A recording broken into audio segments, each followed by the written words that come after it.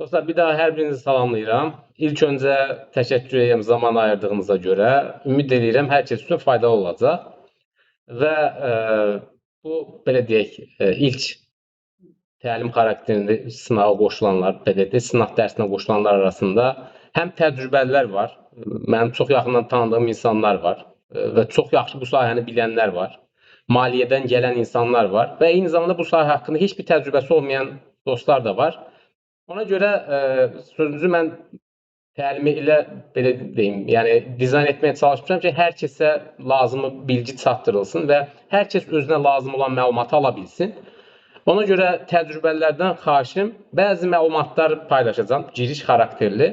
Bunlar sizin üçün sıxıcı ola bilər və yaxud da təkrarçılıq ola bilər, amma heç bu bazar haqqında belə deyək, təcrübəsi olmayanlar üçün o məlumatlar belə deyək, çatdırılmalıdır. Çünki ən azından sistematik gəlmək üçün və sistematik olaraq mən istədiyim bu lazım olası bilgiləri çatdırmaq üçün ən azı bir-iki təməl anlayışlara toxunmalıyıq. Bu baxımdan qeyd etdiyim kimi təcrübəli dostlardan xahişim odur ki, səbirli olsunlar.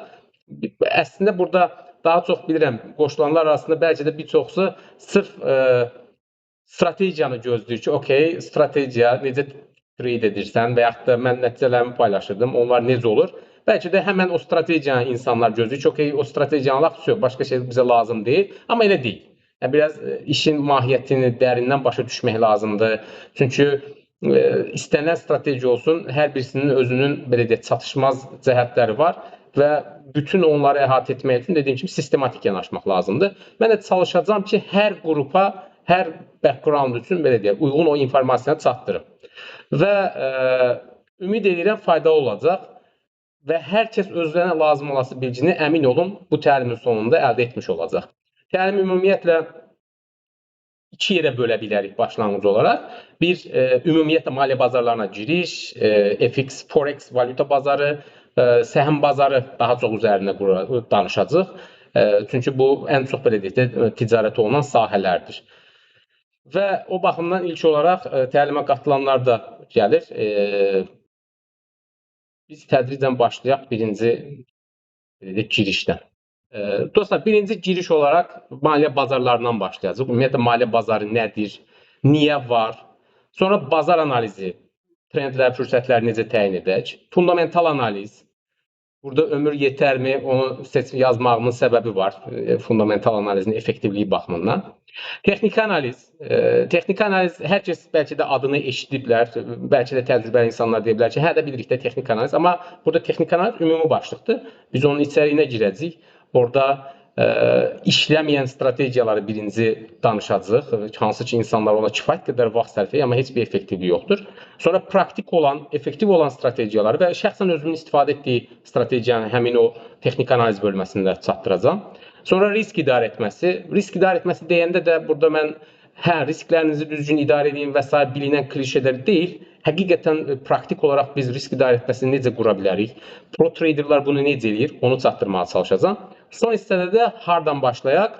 Yəni mənbələri göstərməyə çalışacağam ki, mən o mənbələrdən oxumuşam və düşünürəm ki, hər kəs üçün faydalı ola bilər. Siz də kimsə əgər belə deyək, burada qoşulanlardan özü oxumaq istəyirsə, araşdırmaq istəyirsə, mən çox rahat bir şəkildə o məlumatları da paylaşıram və girib oradan oxuya bilərsiniz. İlk öncə dostlar, maliyyə bazarı. Maliyyə bazarı nə olan şeydir? Yenə də qeyd etdiyim kimi, bəzi insanlar üçün bu təkrarçılıq ola bilər, amma biz sistematik gedəcəyik. Yəni, çünki heç təcrübəsi olmayan insanlar da ən azı bir təsəvvür yaranmalıdır. Söhbət nədən gedir? Maliyyə bazarı deyəndə dostlar, qiymətli kağızların, misal üçün istiqrazların, səhmlərin, valyutaların, məsələn, avro, dollar, funt, yena və s. O cümlədən əmtiyələrin, əmtiyə kontraktlarının, fütureslərinin, məsələn, qızıl, neft, gümüş və s. alınıb satıldığı və sonra ümumiyyətlə kriptonu da buraya daxil edə bilərik. Deyəcəm ki, mən kriptonu o qədər sevmədiyim üçün buna daxil etmirəm.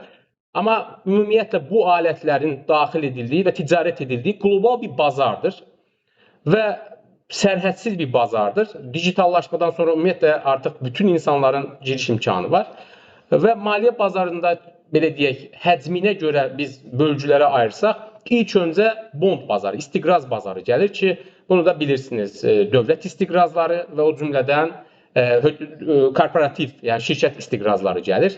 Ən böyük, belə deyək, həcminə görə pay sahibi bu istiqraz bazarıdır. İstiqraz bazarı bizim kimi belə deyək, retail traderlar üçün o qədər də bir mənada belə deyək, effektiv sayılmır. Amma fixed income deyirlər. Əgər aşağı risk faizli gəlir, aşağı riskli, amma gəliri də aşağı belə deyək bir sahədir və bildiyimiz kimi əslində indiyə qədər bond bazarı bir mənada xüsusilə Amerikan istiqraz bazarı daha aşağı riskli maliyyə alətləri sayılırdı. Hətta sıfıra yaxın risk sayılırdı. Amma son olaraq Amerikanın artıq borcunun 36 trilyon dollara çatması, faizlərin, xüsusilə bond faizlərinin yüksək olması bilirsiniz 4.5, xüsusilə 10 illiklər artıq 4.30 ətrafında, 30 illiklər 5% ətrafında dəyişir. Faizlərin yüksək olması əslində Amerikan xəzinə istiqrazlarının da əslində risksizliyi yüksək riskli ola biləcəyini göstərmiş oldu. Yəni bond bazarı haqqında qısaca bu məlumatı paylaşa bilərəm. Buna fixed income da deyirlər bir mənada. Bizim üçün o qədər də əlverişli deyil. Yüksək məbləğdə pulunuz varsa, bəzi xüsusilə istiqrazlarda minimum lot həcmidir. 200 min dollardan başlayır.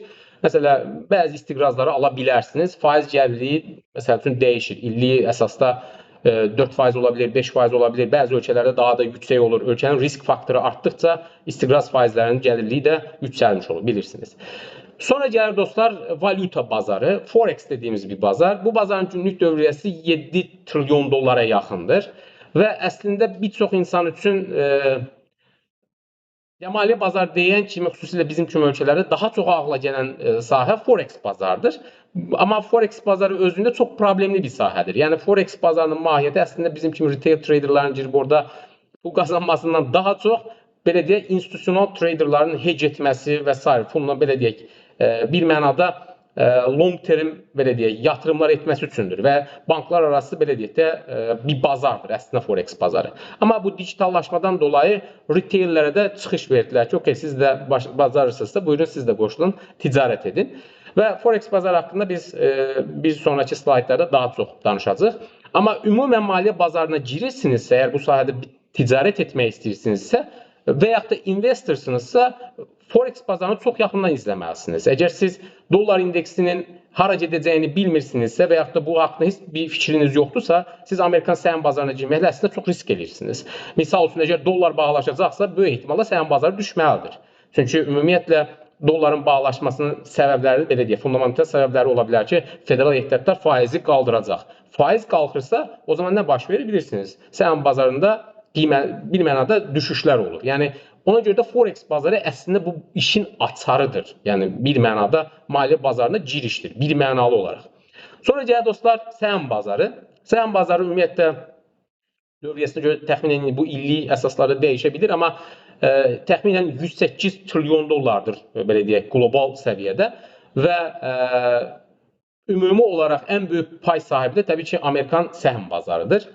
Və bu haqda da növbəti slaytlarımızda geniş şəkildə danışacağıq. Sonra gəlir dostlar, derivativ bazarı, törəmə alətlər bazarı. Bu daha da işin mürəkkəb tərəfidir. Bu derivativ bazar deyəndə əslində törəmə maliyyə alətlər deyəndə necə deyim? Yəni tutaq ki, misal olaraq verə bilərik, CFD-lər, səhəm CFD-lər və yaxud da opsiyonlar, futuresləri misal çəkə bilərik ki, onlar bir mənada mürəkkəb alətlərdir.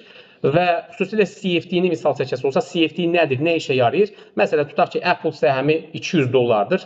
Amma Apple-ın bir CFD-si, məsəl üçün, kreditçi ilə, leverage ilə aldığınız zaman, məsəl üçün, 20 dollardır, əgər birini ona kreditçi ilə alırsınızsa.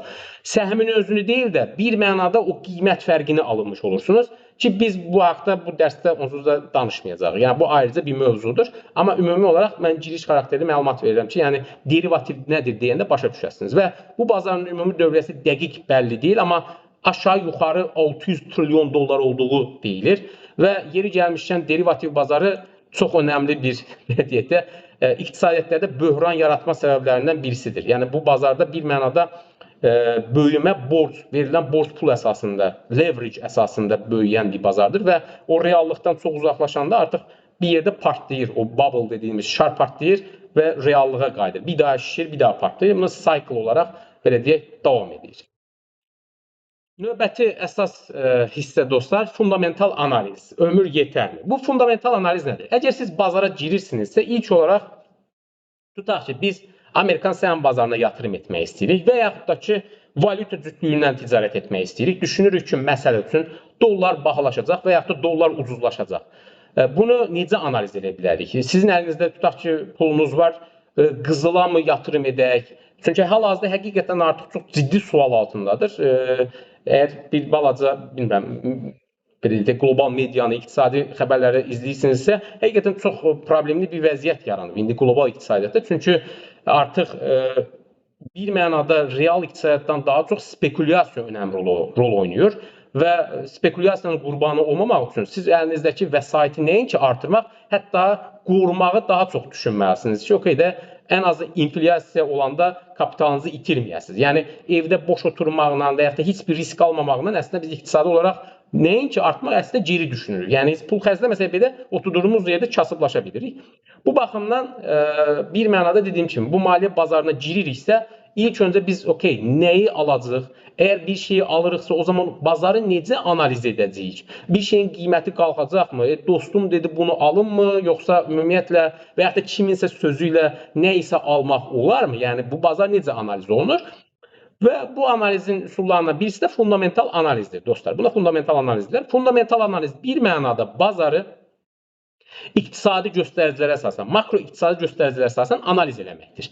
Ən bəsitindən yəni yanaşacağıq. Burada dediyim kimi mən uzun-uzadı bu haqqda danışmayacağam. Çünki əslində sizə çatdırmaq istədiyim isə daha çox texniki analiz nöqteyi nəzərində hissəsindədir. Amma giriş xarakteri bu hissədə də danışacağıq.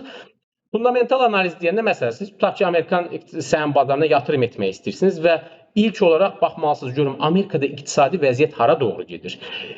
Bu əsas makro iqtisadi göstəriciləri götürsək, belə deyək, 4 əsas makro iqtisadi göstəricimiz var. Mərkəzi bankların faiz dərəcəsi, inflyasiya, ÜDM, yəni iqtisadi artım, ümumi daxili məhsul və bir də işsizlik səviyyəsidir. Əmək bazarı ilə bağlı vəziyyətdir. Faiz dərəcəsi bəsit dillə desək, bilirsiniz dostlar, Mərkəzi bankın əslində iqtisadiyyata təsir etmək üçün bir alətidir. Faiz dərəcəsini yüksəldirsə, bir mənada bazarda pul kütləsini azaltmış olur. Yəni sadə dillə desək, əslində pula çıxışı azaltmış olur Mərkəzi bank. Yəni kredit bahalaşır. Kredit faizləri bahalaşırsa nə baş verir? İnsanların az bir qismi artıq kredit götürür. Bu bir mənada iqtisadiyyatı tənzimləmək üçün, pul kütləsini geri çəkmək üçün və yaxud da inflyasiyanı, tələbi azaltmaq üçün bir mənada. Çünki siz pul kütləsini geri çəkirsinizsə, eyni zamanda tələbi də azaltmış olursunuz. Çünki insanların pul kütləsinə çıxışı azalır. Məsələn, kimsə gedir bankdan kredit götürür, maşın alır, ev alır və s. Bir mənada tələbi artırmış olur. Amma siz o pul kütləsini azaltdığınız zaman, faizi yüksəltdiyiniz zaman iqtisadiyyatı soyudursunuz bir mənada. İnflyasiyanı aşağı salırsınız və faiz dərəcəsi yüksəldiyi zaman nə baş verir? Valyuta, həmin ölkənin belə deyək, pulunun, valyutasının dəyəri yüksəlmiş olur. Təbii bu istisnalar da var. Məsələn, frank və yena üçün bu fərqlidir. Yaponiya və belə deyək, İsveç frankında tamamilə bu tendensiya fərqlidir. Bunun tam əksinədir. Bu niyə belədir? Bu ayrıca bir tarixi perspektivdən yanaşmaq gərəkir. Amma ümumiyyətlə biləsiniz ki, bu iki valyuta istisna olmaqla digər valyutalarda əgər mərkəzi banklar faiz dərəcəsini yüksəldirsə, həmin ölkənin belə deyək valyutasının dəyəri yüksəlir. İndi əgər siz gözləyirsinizsə ki, okey, Amerikada inflyasiya məsəl üçün 7%-ə yüksəlmiş, hətta 9%-ə yüksəlmişdi pandemiyadan sonra xatırlayırsınızsa, okey, həmin vaxtı səhəm bazarına girmək çox problemli idi. Çünki baxırsınız ki, inflyasiya artıq 7%-dədir və ya lap 5%-in üzərindədir. Deməli, böyük ehtimalla mərkəzi bank faiz dərəcəsini yüksəldəcək. Faiz dərəcəsini yüksəldəcəksə nə baş verəcək? Kapital bir mənada səhəm bazarına yüksəlir, gedir ya dollara, bilirlər ki, o aşağı risklidir, dollar yüksələcək, ya dollara yatırım edirlər, ya da istiqraz bazarına yatırım edirlər. Bunu bilmək əslində bir mənada dediyim kimi sizi risklərdən, itkilərdən sığortalamış olur. Çünki siz zirvədə, əgər inflyasiya zirvədədir və faiz dərəcəsini deyək ki, Mərkəzi Bank yüksəldəcəksə, səhəm bazarına girirsinizsə, əslində çox böyük risk götürmüş olursunuz ki, pulunuzu itirə bilərsiniz. Çünki həmin nöqtədən səhəm bazarı düşür və təkrar bir də yüksəlir. Təbii bu mən qrafik təsvirini də göstərib vaxt aparmaq istəmirəm. Çünki növbəti slaydımda bu qrafik təsviri göstərəcəm ki, həqiqətən də Amerikada inflyasiya yüksələndə diqqət etirsəniz, S&P 500 indeksi 2021-in təxminən dekabr ya 2020-nin başlanğıcına diqqət etirsəniz, S&P 500 indeksi kəskin düşür. Çünki federal ehtiyatlar faiz dərəcəsini pandemiya ərəfəsində bilirsiniz, hətta 0,5%-ə salmışdı. Sonra inflyasiya artdıqca başladı faiz dərəcəsi kəskin yüksəltməyə, 5,5% qədər yüksəltdi. Sonra dostlar inflyasiyadır. Bu en önemli faktorlardan birisidir. Eğer bir ölkədə inflyasiya yüksəkdirsə, həmin ölkənin səhəm bazarına girmək qeyd etdiyimiz kimi problemlidir. Çünki inflyasiya yüksəlirsə, böyük ehtimalla səhəm bazarı düşəcək. İnsanlar həmin vaxtı səhəm bazarından bir mənada digər sahələrə yönəldirlər. Bir digər nüans iqtisadi artımla bağlıdır. Əgər iqtisadi artım zəifdirsə və yaxud da ümumiyyətlə yoxdursa və ya negativdirsə, bu da özlüyündə çox ciddi sual yaradır. Məsələn, xüsusən Amerikanın iqtisadi artımı son olaraq məsəl üçün 1-ci rübün iyun ayında məsələn -0.5 açıqlanmış oldu. Amma baxmayaraq ki, səhəm bazarı sürətlə yüksəlir. Bu çox ciddi problem bir məsələdir dostlar. Çünki iqtisadi artım yoxdur, amma səhəm bazarının yüksəlməsi əslində bir mənada spekulativ olduğunu göstərir. Siz o dalğaya qoşulub səhəm bazarına girərsinizsə, o bir yerdə partlayanda çox böyük zərərə məruz qala bilərsiniz. Çünki ən azından iqtisadi artım dəstəkləməlidir. Yəni spekulativ olmamalıdır. Sonra dostlar, əmək bazarı ilə ümumiyyətlə əmək bazarı ilə bağlı göstəricilərdir. Ümumi işsizlik səviyyəsi nə yerdədir? Misal üçün biz daha çox Amerikan səhəm bazarı üzərindən danışacağıq. Məsələn, Amerikada səhəm bazarı 4.2%'dir. Son 4 aydır ki, hardasa 4.2% ümumi işsizlik səviyyəsi var. Əslində Amerika üçün kifayət qədər yüksək bir rəqəmdir. Və eyni zamanda non-farm payrolls, Amerikada bu əmək bazarında qeyri-kənd təsərrüfatı sahəsində olan iş yerlərinin sayı ilə bağlı hər ay açıqlanan bir datadır. Buna baxırsınız ki, okey, əmək bazarında hər hansı bir müsbət tendensiya var. Halbuki son 4 aya baxanda Amerikan səhəm bazarında dediyim kimi işsizlik dəyişmir. 4.2'dir. İşsizlik aşağı düşmür. İnflyasiya aşağıdadır. Təxminən 2.4% açıqlandı. Bu o deməkdir ki, okey, federal ehtiyatlar faiz dərəcəsini böyük ehtimalla aşağı salacaq. Hal-hazırda 4.5'dədir faiz dərəcəsi. 4.5'dən aşağı salacaqsa, böyük ehtimalla dollar ucuzlaşacaq ki, dollar diqqət etirsəniz tədricən ucuzlaşır. Və eyni zamanda səhəm bazarında da yüksəliş davam edə bilər. Yəni bu fundamental analiz belə bir mənada oxunur. Təbii burada digər datalara da baxmaq lazımdır. Ev satışları, ümumiyyətlə manufacturing, istehsal sahəsində olan göstəricilərə en qədər orada göstəricilər var. Yəni əsasən baxdıqlarımız budur. Fundamental analizlə ticarət edib bizim kimi insanlar pul qazana bilərmi? Əgər səbriniz və müdrikliyiniz varsa, bəli, qazana bilərsiniz. Uzun vədəli tendensiyaları proqnoz edə bilirsinizsə və gözləyə biləcəksinizsə və tədricən pozisiyalarınızı yığa biləcəksinizsə, bəli, bundan pul qazana bilərsiniz. Amma dostlar, bizim kimi kiçik traderların buradan bir anda zəngin olması çox çətindir. Çünki siz fundamental analizlə ticarət edirsinizsə, əlinizdəki məbləğ də böyük olmalıdır. Məsələn, fundamental analizlə trade edib çox zəngin olan insanlardan hər kəsin tanıdığı George Soros'tur. Məsələn, bu adam bir mənada özünün dediyi kimi bizim dediyi fabrikamız var və biz iqtisadiyyatları analiz edirik. Misal 92-ci il İngiltərə Mərkəzi Bankının çökdürməsi. Məsələn, bu adam oturur, İngiltərə iqtisadiyyatını analiz edir, Mərkəzi Bankı analiz edir, görür ki, okey, funt çox bahadır və onu Alman markına qarşı saxlaya bilməyəcəklər. Və nə edirlər? Funtu satırlar. Və çox böyük həcmdə satış edirlər. Təkcə təbii Soros olmur, o da digər böyük investorlar da olur. Məsələn, Stanley Druckenmiller və s. Hətta Scott Bessent də olur hal-hazırda Amerikanın xəzinə katibi və s. Və böyük məbləğdə pul qazanırlar. Eyni zamanda məsələn 1997-ci ildə eyni bir şeyi Taylandda qarşı edirlər. Məsələn, baxırlar ki, Tay baht səbəbimiz olan valyutası. Görürlər ki, dollara asılı edirlər. Eyni bizdəki kimi. İndi məsələn, dollar manatımız dollara 1.70 peg olunub, belə bir mənada sabitlənib. Onlar da baxır ki, Tayland valyutası belə deyək, dollara asılı edilir, amma çox yüksəkdir və Tayland iqtisadiyyatının onun gücü çatmayacaq onu saxlamağa. Aqressiv satışa girirlər. Təxminən yarım saat içərisində Taylandın valyutası 50%-ə yaxın dəyər itirir və o cümlədən digər Cənub-Şərqi Asiya ölkələrinə də bu yayılır. Koreya, Malazya, İndoneziya və s. Yəni bu fundamental analistlər bir mənada böyük akulalardır əslində. Onlar o fürsəti gözləyirlər. O fürsət yaranan kimi bazara sanki bir anda giriş edirlər. Yəni bizim kimi kiçik investorların o tip analiz edib bazara girməsi okey, tuttura bilərik. Bir kərə hər zaman o fürsətlər yaranmır bazarda ki, biz o momentumu tutaq. Digər tərəfdən də dediyim kimi, əgər əlinizdəki vəsait kiçikdirsə, onu sürətli bir şəkildə yüksəldə bilməyəcək. Bu baxımdan dediyim kimi, fundamental analiz ömrümüz yetərmi, yetməzmi sual işarəsində. Yəni, bəlkə də həyatımızda 3-4 dəfə fürsət tuta bilərik fundamental analiz nöqteyi nəzərdən yanaşsa. Dostlar, gəlirik əsas məsələyə. Bəlkə də bir çox insanın əsas mövzuya gəl dediyi hissə bu texniki analiz məsələsi. Bir də var dostlar, maliyyə bazarını analiz etmək üçün istifadə edilən metodlardan birisi də, analiz üsullarından birisi də texniki analizdir. Bu həm çox maraqlı, həm də əslində suyun bulandığı hissədir. Kifayət qədər nağılların, illüziyaların satıldığı bir hissədir. Əslində mənim təlimin əsas məqsədi də bir mənada necə deyə, bir xəbərdarlıq xarakteri daşıyır ki, yəni ən azından bu sahəni görəndə elə ancaq patterns, hər hansı bir qrafik və s. kimsə oturur 4 dənə xətt çəkir və təsəvvür edir ki, maliyyə bazarı ilə bu xəttləri, bu qəlibləri, bu pattern deyirlər, məsələn, formasiyaları bilməkdir. Çünki onu bildinizsə, zəngin olacaqsınız. Heç də elə deyil. Mənim əslində bu təlimi, bu dərs verməkdə əsas məqsədim odur. Çünki mən görürəm ki, Azərbaycanda bu sahə yeni diqqət cəlb edir, xüsusilə səhəm bazarı və s. Və insanlara da ancaq bu şeylər təqdim olunur. Okey, bu formasiyanı gördünsə mən sənə öyrədəcəm. Amma heç də elə deyil dostlar. İndi qısaca bu haqda göstərə praktik olaraq izah edəcəm ki, niyə elə deyil.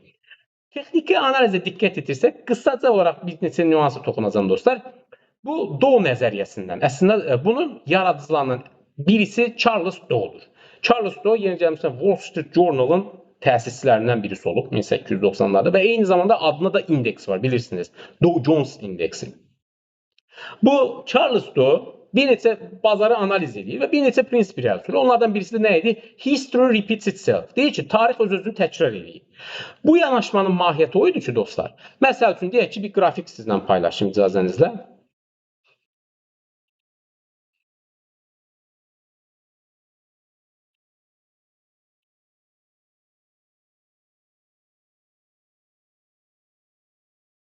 Okey, tutaq ki, adam başlayır bazarı analiz edir. Məsələn, bu gold olsun deyək. Qızıl olsun. Bunu da yığışdıraq. Hələlik. Okey. Məsələn, adam bazarı analiz edir. Deyir ki, bax, tutalım ki, həmin o tarixi, history repeats itself məsələsi. İnsanlar bu prinsipi alır, deyir ki, aha, tarix öz-özünü təkrarlayırsa, onda qiymət də öz-özünü təkrarlamalıdır. Yəni, misal üçün, bu deyək, qızılın qiymətidir.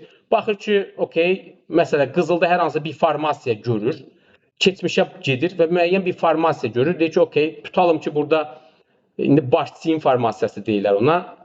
Bəlkə də burada adını eşidənlər var, bəlkə də eşitməyənlər var. Mən çalışacağım onu qısaca olaraq belə göstərməyə çalışım. Məsəl üçün, deyək ki, Başçiyin formasiyası görür.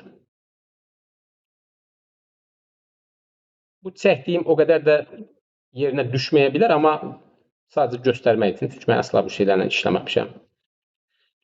Dostlar, bu tutalım ki, Başçiyin formasiyasıdır. Üzr istəyirəm, bunu biraz eybəcər çəkdim mən. Və adamın yanaşması budur ki, okey, tutaq ki, bu Başçiyin formasiyasında, məsələn, burada bir dənə çiyin də olmalıdır, yeri gəlmişkən.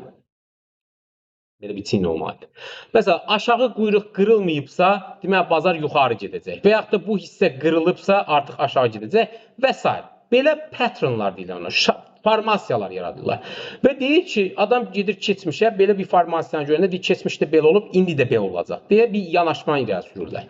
Birincisi, bu yanaşmayla həmin dövrdə bəlkə də ticarət edə bilərdiniz. Niyə görə? Çünki bu 1900-cü illərdir və həmin vaxtda əslində bir mənada qrafiklər, hətta 1900-lərin ortalarında və s. qrafiklər bir mənada faks maşınlarının o kardiqrama kimi kağızlarda çıxırdı və bunu hər kəs görə bilmirdi. Sizin gördüyünüz o formasiyanı əslində psixolojik olaraq kütlə psixologiyasına əsasən deyirdilər ki, tamam, bax, kütlə qiymət bura gələndə təxminən bu hissədən satır və ya əks istiqamətə gedəndə buradan alır.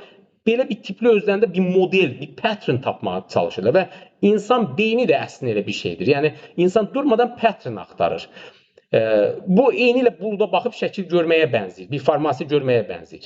Bu yanaşmalar dostlar o dövrdə işləyə bilərdi. Çünki dediyim kimi bu qədər digitallaşma yox idi və yaxud da sizin gördüyünüz formasiyanı bəlkə də 5-6 adam başa düşürdü. Artıq indi internet dövründə sizin gördüyünüz o head and shoulders formasiyasını, nə bilim üçbucaq formasiyasını, bayraq formasiyasını, Gartley formasiyasını və s. bəlkə də milyonlarla insan görür. Mən də əgər o formasiyalarla ticarət edəsəm, deyərəm ki, aha, buranı qırmadısa, tutaq ki, head and shoulders formasiyasını qırmadısa, buradan qalxısa, okey, alış açım. Kimi yanaşmalar var. Bu dediyim kimi daha çox buna price action da deyir ki, bir mənada qrafika baxırsınız, qrafikdəki formasiyalar əsasən ticarət edirsiniz. Bu haqda uzun-uzun danışa bilərik, amma bu bir illüziyadır. Bundan əmin ola bilərsiniz dostlar. Bunun illüziya olması səbəblərindən birisi, siz bir kərə bu qrafika baxanda, belə deyək, o qrafikin əslində tamamilə nizamlı olduğunu təsəvvür edirsiniz, amma bu tamamilə bir xaosun nəticəsidir. Ki siz ona baxıb bir formasiya tapmağa çalışırsınız. Bu bir. İkinci tərəfdən dostlar, bu yanaşmanın ticarət edəndə məsələn mən 30 dəqiqəlik qrafikdə baxıram. Məsələn mən buna 1 saatlıq qrafikdə baxsam fərqli bir şey görəcəm. Və yaxud da ki məsələn günlük qrafikdə baxası olsam, mənim çəkdiyim o xəttlər və ya formasiya tamamilə fərqli bir forma alır. Görürsünüzmü? Və mən necə qərar qəbul edəcəm onu bilə bilmirəm. Yəni burada çatdırmaq istədiyim ondan ibarət ki, bu yanaşmalar tamamilə özünü aldatmadır. Bundan əmin ola bilərsiniz. Kimsə deyə bilər ki, yox, mən ondan ticarət edib gəlir əldə etmişəm. Bu mən sizə garanti verirəm, o davamlı deyil. Ola bilər. Təsadüf əsəri 3 dəfə, 5 dəfə pul qazana bilərsiniz. Amma o davamlı deyil. Ola da bilməz. Çünki siz o subyektiv bir yanaşmadır. Bir kərə onu ölçə bilmirsiniz və fərqli-fərqli adətlərlə backtest edə bilmirsiniz. Bu baxımdan bu dediyim kimi harda görsəniz bilin ki, illüziyadır. Bu bir. Sonra dostlar, bu həmin o Dow Jones'un digər bir prinsipi olur. O digər prinsipdə nədir? Deyir, price all inclusive. Bu, bir mənada daha məntiqlidir və bazara bir mənada ölçmə gətirir. Price all inclusive o deməkdir ki, adam deyir ki, siz əslində qiymətə baxmaqla bazarı proqnoz edə bilərsiniz. Çünki qiymət özündə bütün informasiyanı əks etdirir. Həqiqətən də belədir. Yəni, məsəl üçün, deyək ki, siz hər gün bir şey alıb satırsınız. Məsələn, deyək ki, bir alma alır satırsınız. Məsələn, həmin almada əslində almanın qiyməti məsələn 2 manatdırsa, o 2 manata hər şey daxildir həmin günü. Onun daşıma xərci, nə bilim, belə deyək, üzərinə qoyulan markup, tələb və təklifi, hər şeyi o 2 manat özündə əks etdirir. Hər şey o 2 manatı daxildir. Yəni, bir mənada siz o qiymətə baxmaqla sanki bunu bir mənada proqnoz edirsiniz ki, bu bazar artıq qiymət özündə hər şeyi əks etdirib və 2 manat formasına atır. Yəni, informasiyanı artıq özündə bir mənada həzm eləyib anlamına gəlir. Və bundan insanlar yola çıxaraq indikatorlar kəşf elədilər. İndikatorlarda indi əsas belə deyək, üstünlüyü o idi ki, əslində bazara bir mənada ölçmə gətirdi. O indikatorlar nədir? Yenə təkrarlayım, indi burada bir çox insan bu indikatorları bilir, amma bilməyənlər üçün göstərməyə çalışacağım. Qısaca olaraq toxunub keçəcəm.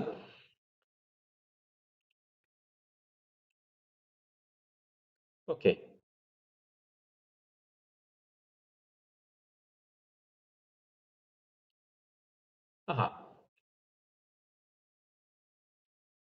Bu indikatorlar dostlar. İndikator nə olan şeydir? Misal üçün deyək ki, ən məşhurlarından birisi sadə ortalama indikatorudur. Baxın, bu gördüyünüz qara xətt. Bu S&P 500 indeksidir. Yeri gəlmişkən S&P 500 indeksidir. Bu qara xəttdə sadə ortalamadır. 20 günlük ortalamadır. Bu nə deməkdir dostlar? Bu 20 günün, belə deyək, həmin bu 20 şamın da hətta deyə bilərik. Bir öncəki 20 şamın, hər şamdan özündən əvvəlki 20 şamın ortalama bağlanış qiymətidir. Bir mənada ortalama qiymətdir. Mahiyyəti ondan ibarət. Niyə ortalama? Bu indikatorların niyə ortalama olması məsələsini çatdırınca? Çünki dostlar, ümumiyyətlə statistikada və yaxud da kainatda ən çox istifadə olunan yanaşmalardan birisi orta həddə reqressiya yanaşmasıdır. Və çox təəssüflər olsun ki, indiki maliyyə modellərimi deyim, bütün hamısı bu ortalamanı əsas alır. Həqiqətən də kainatda orta həddə reqressiya hakimdir. Misal üçün, bizim çəkimizin dəyişməsi. Məsələn, bir gün çox yeyirsiniz, bir gün az yeyirik, amma bizim çəkimiz orta həddə dəyişir. Bu ortalamanı əsas alıb, artıq belə deyək, insanlar da maliyyə bazarına bunu tətbiq etməyə başlayırlar ki, okey, bazar da ortalama həddə dəyişir. Misal üçün, deyək ki, siz bir şeyi alıb satırsınız hər gün. Məsəl üçün, baxırsınız ki, ortalama məsələ, alma alıb satırıq, pərakəndə şəkildə alma alıb satırıq. Almanın qiyməti bir gün 1 manat olur, bir gün 1 manat 10 qəpiy olur, bir gün 90 qəpiy olur. Ortalama deyirsiniz ki, bu almanın qiyməti 1 manat ətrafında dəyişir. Və əsasən bu orta həddə reqressiyadan yola çıxaraq insanlar indikatorlar icad edir ki, tamam, əgər qiymət ortalamadan yuxarıdırsa, deməli yuxarı gedəcək, bahalaşacaq. Ortalamanın aşağısındadırsa, deməli ucuzlaşacaq deyə bunu əsasən ticarət etməyə başladılar. Və xüsusilə 50-ci, 60, 70-lərdə artıq eyni qədər indikatorlar yaranmağa başladı. Məsəl üçün, bir digər məşhur indikatorlardan birisi, məsələn, RSI indikatorudur. Buna RSI indikatoru deyilər. Dediyim kimi, bu mövzular mənim üçün də sıxıcıdır, amma bunlar haqqında məlumat verməliyəm. Çünki bir çox insanlar bu illüziyaları alır. Gedir ki, okey, məsəl üçün, Siz ChatGPT-yə gedib yazsanız ki, RSI, moving average və s. sizə hər şeyi öyrədəcək. Yəni gedib kiməsə pul verib bunları öyrənməyinizə gərək yoxdur. Və ya nə bilim Ichimoku indikatoru buludun üstünə keçdisə alın, buludun altına düşdüsə satın. İndi burada göstərəcəm onu da. Ya bu tip şeylərə aldanmayın deyə. Əslində mənim məqsədim budur yəni. Bir mənada onu çatdırmasın. Dostlar, bu da RSI indikatorudur. Bunu John Wallace deyə birisi 1978-ci New Concept in Technical Analysis deyə bir kitabı var. 131 səhifəli bir kitabdır. İstəsəniz göndərə də bilərəm. O adam kəşf etdi 1978-ci ildə ATR, nə bilim ADX, RSI, baxın belə bir indikatordur. Bunların hər birisinin arxasında riyazi bir formula dayanır. Və bu indikatorun əsas mahiyyəti 14 günün bir mənada ortalama qazanc, ortalama zərər qiymətlərini alır, bölür və sonra ondan nisbət çıxarır. Deyir ki, 70%-in üzərinə qalxdısa, bəzən bu 80 də ola bilir, 20% də ola bilir. Mahiyyəti ondan ibarət ki, dostlar, məsələn, RSI indikatoru. Bu 70-in üzərinə çıxdısa qrafik, bax görürsünüz, burada məsələn 70%-in hətta 85-ə çatıb. Deyir ki, bu çox bahalaşıb. Qiymət indi aşağı düşəcək, ucuzlaşacaq. Və yaxud da məsəl üçün 30%-in və yaxud da 20%-in altına düşübsə, məsəl üçün burada diqqət etirsəniz, görürsünüz düşür burada. Deyir ki, bu çox ucuzlaşıb. Məsələn, S&P 500 indeksidir. Bu bahalaşacaq. Bu bir mənada 14 günü alıb belə hesablayan sistemdir. Yəni indikatordur. Çox rahat bir şəkildə bu TradingView platformasıdır. Bura qoşulub pulsuz da qoşula bilərsiniz və yaxud da ticarət etdiyiniz MT4, MT5 platformalarında da bunları pulsuz yerləşdirə bilirsiniz. Çox elementar yanaşmadır. Amma dostlar, mənim əslində burada çatdırmaq istədiyim bu indikatorlar haqqında sizə saatlarla danışmaq deyil. Bunların hamısı ortalamaya əsaslanır. Amma bu ortalama maliyyə bazarlarında qətiyyən artıq işləmir. Və ortalamanın da mahiyyəti ondan ibarətdir ki, dostlar, statistikada Gauss paylanması var. Bilirsiniz, məşhur riyaziyyatçı Gauss'un adı ilə bağlıdır. Gauss paylanması var. Yəni deyir ki, hər şey ortalamada ətrafında gedir. İndi mən burada texniki olaraq o terminlərə girmək istəmirəm. Məsələn, tutaq ki, bizim ortalama deyək ki, boy ölçümüz olsun. Məsəl üçün, bizim ortalama deyək ölçü olaraq Azərbaycan üçün götürsək ortalama boy ölçüsü bəlkə də 1.70-dir. Amma hər şey o 1.70 ətrafında dəyişir. Ortalama boy ölçüsünü çıxarsa 1.70 ətrafında dəyişir. Ola bilər kimsə məsəl üçün 1.82 metr olsun. Buna standart kənarlaşma deyirlər. Ortalamadan standart kənarlaşma. Və yaxud da nə bilim kimsə olsun, belə deyək, boyu məsələn 50 sm olsun və yaxud da cücü olsun, misal üçün deyək ki, 1 metr olsun. Okay, o halda da nədir? Yəni bu da standart kənarlaşma sayılır. Bu ortalamadan standart kənarlaşma, standartdan uzaqlaşma deyilir ki, ehtimal az olur. İndi bu maliyyə bazarlarına da bunu məşhur belə maliyyə professorları oturur, bunu tətbiq edir ki, bax, məsələn, mən bir model hazırladım, getdim datanı aldım, 5 illik datanı aldım, backtest elədim. Gördüm ki, məsəl üçün, filan hadisənin olma ehtimalı, məsəl üçün, deyək, Azərbaycan üçün götürək, boy üzərindən götürək. Məsələn, Azərbaycanda 2 metrə 20 sm boyunda bir insan tapma ehtimalımız çox aşağıdır. Bəlkə də deyəcəklər ki, 0,1 milyonda birdir. Amma 0,1 olması o demək deyil ki, hələ olmayacaq. Və ən önəmli məsələ, maliyyə bazarlarında həmin o dediyim 0,1 ehtimaldır ki, filan şey olsun deyə ticarət edənlərin %99% batıb. Və batmağa da davam edir. Bundan əmin ola bilərsiniz. İndi bu mövzuya girəndə deyəcəm, qısaca deyim. Burada maliyyətçilər var, hər halda bilir. Black-Scholes Merton Option Pricing modeli deyə bir model var. Onun yaradıcılarını bilirsiniz. Nobel mükafatı almışdı Merton, Robert Merton. Və həmin adamların Long Term Capital deyə bir fond qurmuşdular 80-ci illərdə. Bu fond pair trading ticarət edirdi. Dediyim kimi, bu biraz texniki məsələdir. Pair trading stratejiyası qurmuşlar. Pair trading o idi ki, məsəl üçün dostlar, onlar deyirdi ki, bir şey ortalamadan uzaqlaşırsa, mütləq ona yaxınlaşacaq. Məsələn, baxırdılar ki, avro-dollar valyuta cütlüyü və fond-dollar valyuta cütlüyü. Məsəl üçün. Burada qrafikdə də göstərməyə çalışım sizə. Bir saniyə. Daha yaxşı olar.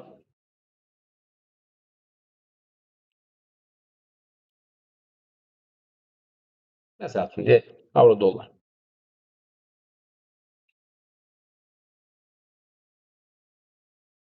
Deyək, bu avro-dollar valyuta cütlüyümüzdür. Bir də məsəl üçün biz buraya GBP-USD-ni də əlavə edə bilərik icazənizlə.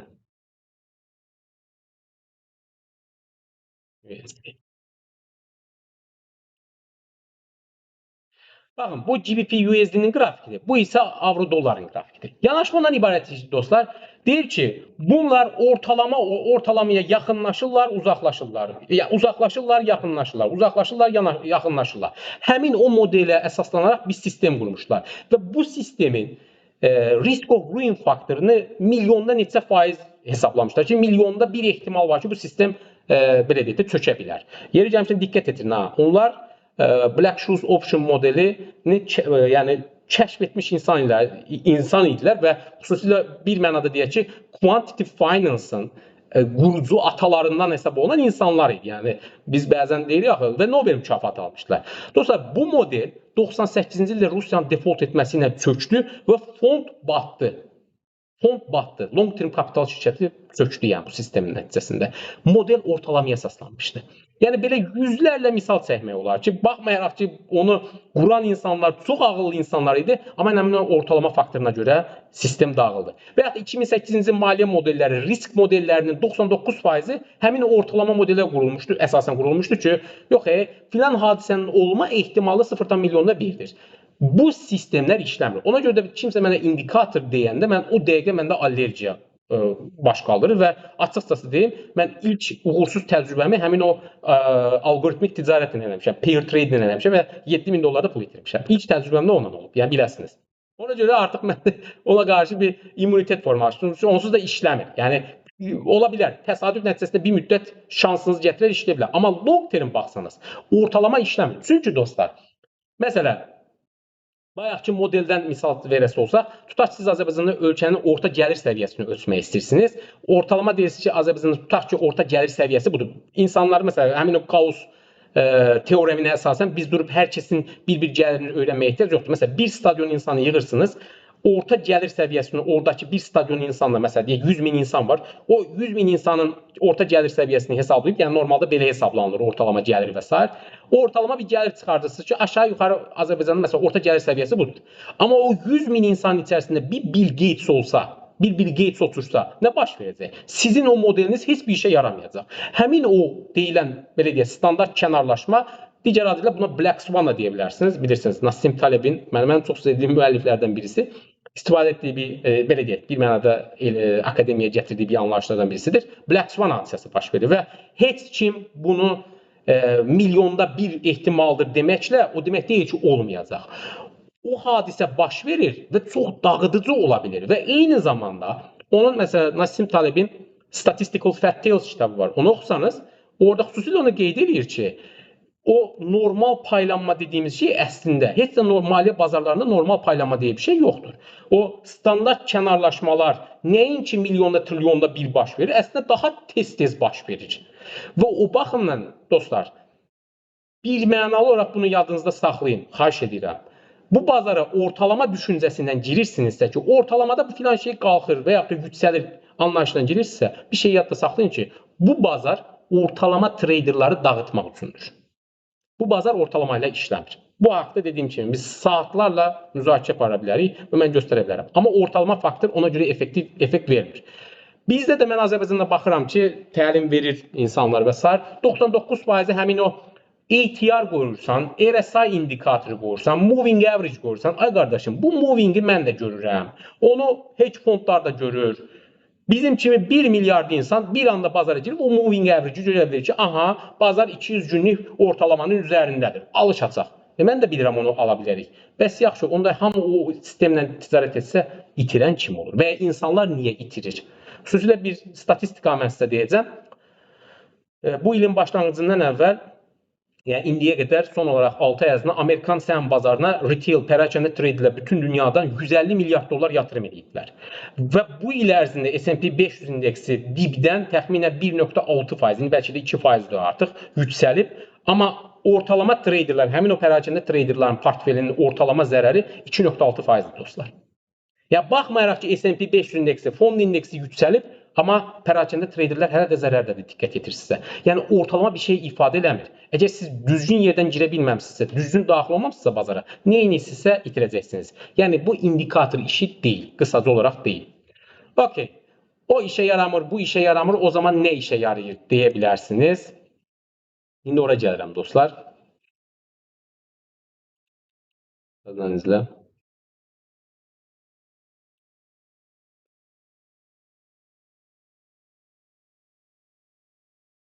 Ekran paylaşım.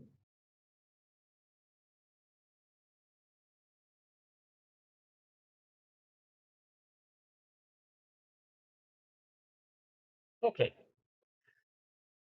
Bu hissəni danışdıq. Ortalama Gauss paylanması. Yəni bazarda Gauss paylanması yoxdur. Okey, bəs yaxşı. İndikatorlar işləmirsə biz necə onda buradan pul qazana bilərik və yaxud da bu sahədən pul qazanan insanlar hansı yanaşmanı tətbiq edirlər və yaxud da onların bazara yanaşması necədir? Biz necə bundan istifadə edə bilərik? Bu haqqda biraz danışmaq istəyirəm dostlar. Ümumiyyətlə mən həmin o indikatorlardan belə deyək, ilk uğursuz təcrübəmi yaşayandan sonra başladım onu araşdırmağa ki, tamam, əgər misal üçün deyək ki, bu indikatorlar işləyirsə, onda mən nə isə düzgün bilmirəm və yaxud da ki, bunu araşdırıb tapmalıyam. Və başladım həmin onlarla bağlı bir xeyli kitab oxumağa.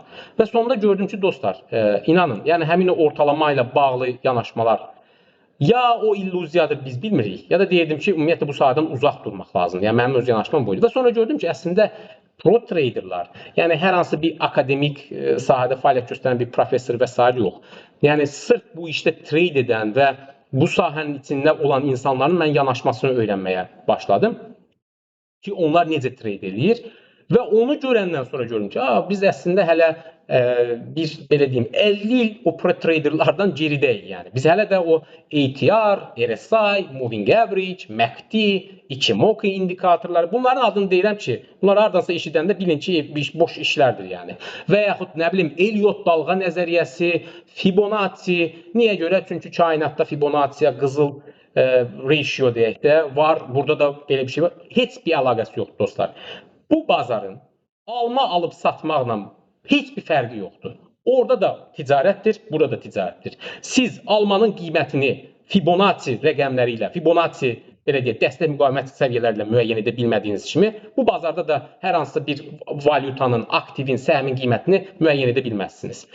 İndi bazara bəs necə yanaşacaq? Dediyim kimi ona gələcəm. Amma birinci biraz dağıtmalıyıq. Bəzi məsələləri dağıtmalıyıq ki, bu anlayışların qurbanı olmayın. Çünki bir çox insan bu şeylərin qurbanı olur. Və ondan sonra dostlar, mən başdan dediyim kimi, artıq o məqalələr və s. deyil də, çünki geri gəlmişəm bu məsələni də deyim, aramızda maliyyətçi dostlar var, bilirsiniz, və ya iqtisadiyyat oxumuşlar var, təəssüf ki, mənim kimi. İnanın, akademiyada yazılan məqalələrin 90%-i sırf məqalə xəttinə yazılır və o adamdan heç bir anlayış yoxdur. Bundan əmin ola bilərsiniz. Nə baxımdan anlayış yoxdur? Çünki trading elə bir şeydir ki, sən bunu akademik datanı alıb, datadan bir özün üçün model, hipotez irəli sürüb onu gözəl bir formaya salıb məqalə çap etməklə o işləmir. Əgər sən bu işin içinə girdiyin zaman, praktik olaraq tətbiq etdiyin zaman öyrənə bilirsən ki, nə effektivdir, nə deyil. Və mən ona görə də o practitioners deyirlər. Mən başladım onları oxumağa. Ki onlar necə ticarət edir, bazarı necə analiz edirlər, oradan başladım. Dostlar, bunların içərisində ilk olaraq adını çəkə biləcəyim insanlardan birisi Mark Fisher'dir. Adını da sonuna qeyd edəcəm. Onun The Logical Trader kitabı var. Ona da baxa bilərsiniz. Və başladım birinci onları. Gələcəm bu adam bir kitabı da var. How I Made $1 Million Last Year by Trading Commodities adlı bir kitabı da var. Adam 1 ilə 1 milyon dollar qazanır. Sırf belə deyək, MTL-lə ticarət etməklə. Bunu necə eləyir? Bazara necə yanaşırlar? Mən başladım oradan analiz etməyə. Və ərsəyə belə bir sistem gəldi. Bazara statistik yanaşma. Mən başladım dostlar araşdırmağa və sonra onların metodunu başladım tətbiq etməyə. Eyni ilə bazara tətbiq etməyə. Yeri gəlmişkən bu sistemi bilən dostlar var. Xahiş edirəm səbirli olun. Sizin üçün təkrarlılıqsızlıq ola bilər. Sonraki əsas strategiyamıza gələcək. Hələ ki səbirli olun. Bir 5 dəqiqə inşallah o sizə gələcək. Dostlar, mən bazarı başladım fərqli analiz etməyə. İlk öncə baxın, bu sistemin mahiyyəti nədən ibarətdir? Bu gördüyünüz hər birisi bir gün deməkdir, bu blokların. Bu, məsəl üçün, avro-dollar valyuta cütlüdür yeri gəlmişkən. Məsələn, bunu sadə olsun deyə qızıl üzərindən deyək. Çünki hər kəs qızılı bilir, misal üçün. Deyək, bu qızıldır, dostlar. Baxın, bu 3 dənə qara xət var. Bunlar sıxlaşır, genəlir, günlər üzrə. Diqqət etirsiniz. Birincisi, bu blokların hər birisi bir gün deməkdir. Bax, burada qırılma nöqtəsindən buradan başlayıb bura qədər. Bir gün deməkdir. Yəni 24 saat demək. Bax, buradan başlayır, bura qədər. Məsəl üçün, 25-indən başlayır, 26 iyuna qədər diqqət etirsiniz. Görürsünüz, hər biri bir gün deməkdir. Dostlar, bu qara xəttlər görürsünüz, sıxlaşır, genəlir. Onun mahiyyəti var. Bu bizim ədalətli qiymət zonamızdır. Bizim ədalətli qiymət zonası deyəndə bəsit misal verin. Biz hər gün tutaq ki, pərakəndə alma alıb satırıq. Məsəl üçün. Almanın qiyməti 1 manatdır. Bir gün 1 manat 10 qəpiyə alırsınız, bir gün 90 qəpiyə alırsınız. Məsələn, üzərinə 20 qəpik qoyub satırsınız, bir gün 50 qəpik qoyub satırsınız. Tələbə görə dəyişir. Bax, bu 3 qara xətt bir mənada həmin o bizim almamızın qiymətidir, dostlar. Bu deyək ki, 1 manat 10 qəpikdir. Bu 1 manatdır orta xətt. Bu 1 manat 10 qəpikdir. Bu isə 1 manat, bu da 90 qəpikdir. Aşağı həddir. Bu ədalətli qiymət zonasıdır. Bu alıcı və satıcı üçün balans qiymətdir. Okay? Ondan sonraki səviyyələr isə dostlar, bizim hədəf qiymət zonalarımızdır ki, bu tamamilə calculation əsaslıdır. Yəni bir gün öncənin qiymətini alır, bu gün üçün hesablayır və bizə həmin o qiymət səviyyələrini verir. Birinci, bu sistemin üstünlüyü odur ki, həmin bayaq sizə o göstərdiyim ortalama indikatorlardan, movingdən və s. fərqli olaraq bu gecikən indikator deyil. Bu prediktivdir. Bir gün öncənin qiymətini alır, dərhal bu gün üçün o qiymət səviyyələrini hesablayır, bizə proqnoz verir ki, bu gün bazarda hara gedə bilər qiymətlər və ya nə qədər gedə bilər. Ona dair ən azından bizə işarə vermiş o. Bu bir. İkinci tərəfdən dostlar, həmin bu xəttlərin daralması və yaxud da genəlməsinin bir məntiqi var. Arxasında bir riyazi hesablama üsulu durur.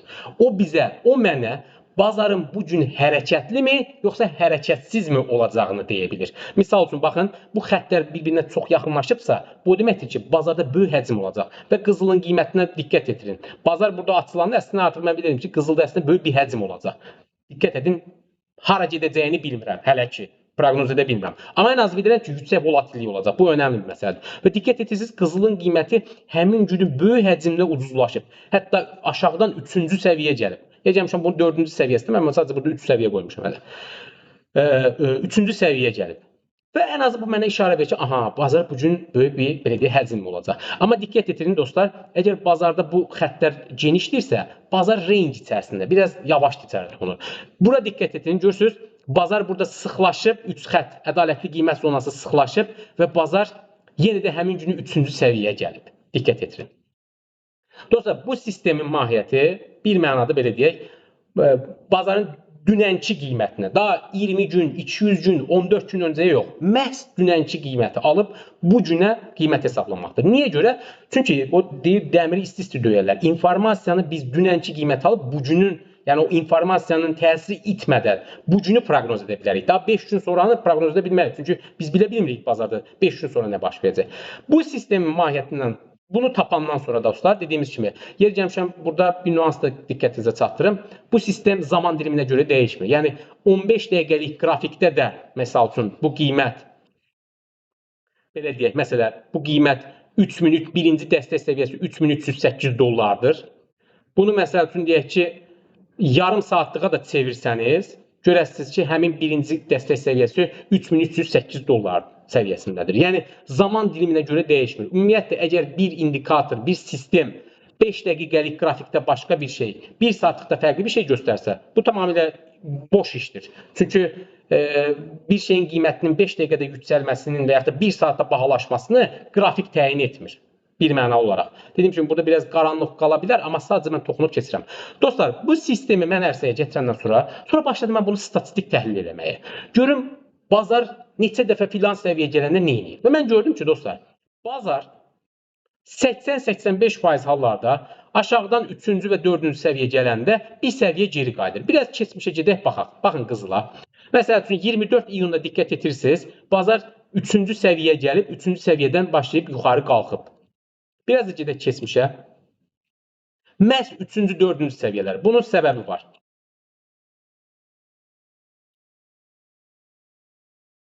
Məsəl üçün, burada baxın, diqqət edin, bazar 4-cü səviyyə gəlib. Burada qeyd etdiyim kimi 4-cü səviyyə var bu sistemdə. 4-cü səviyyə çatıb, bazar geri qayıdıb.